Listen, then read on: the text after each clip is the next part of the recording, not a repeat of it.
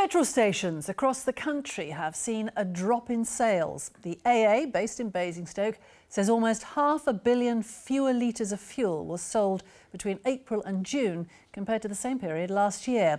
It believes high prices are discouraging drivers and the fuel efficiency of new cars is a potential factor.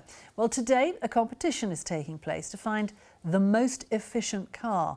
And our transport correspondent Paul Clifton is actually taking part in that competition. So tell me, how has day one been for you, Paul?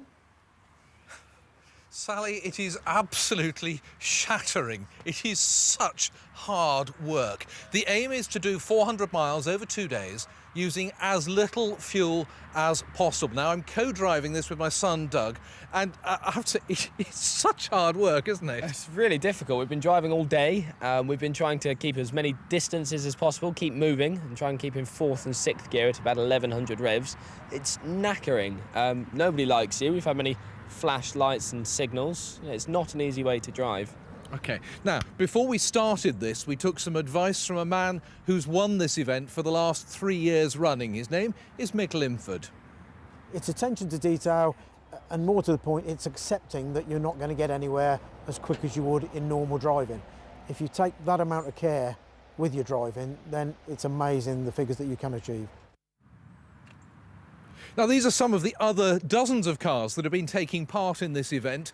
We just finished day one. You mentioned, Sally, a report of people using a lot less fuel. Partly that is because we are driving more slowly. Partly it is because more people are leaving their cars at home because of the cost of fuel. Here's the organiser of this event, Ross Durkin.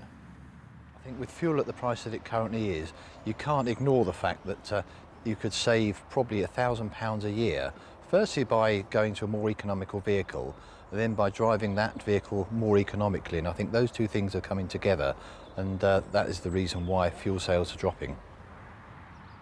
Now, this is the car that we've been driving. It's got a very small 1 litre fuel-efficient 3-cylinder petrol engine, and we're meant to get 56 miles to the gallon. Now, driving as carefully as we can possibly manage, we're just about getting 60 to the gallon. Come back in here, Doug. Last year we drove a diesel engine. This one is much harder. Much harder. Last year in the diesel engine we were getting about 72. This time we got up to about 63, but hills just suck all of the fuel you gain. So the aim tomorrow, and we're told tomorrow is more difficult than today's journey, heading off through Oxfordshire to start with in the morning, is to try and get more than 62 miles to the gallon. We are not going to be able to match what we did in a diesel last year, but I still think we can do better than all the hybrid cars which have some battery power in them. It's a really difficult challenge, but it shows how much difference the driver can make with a very gentle right foot by planning a long way ahead. And it does show that if you're very careful with the car, you could save at least £1,000 a year off your fuel bill. Sally.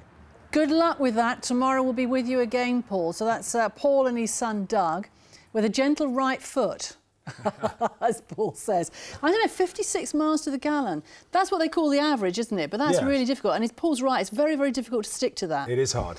We'll be with them tomorrow to find out how they get on in that second day of this challenge that they've got set.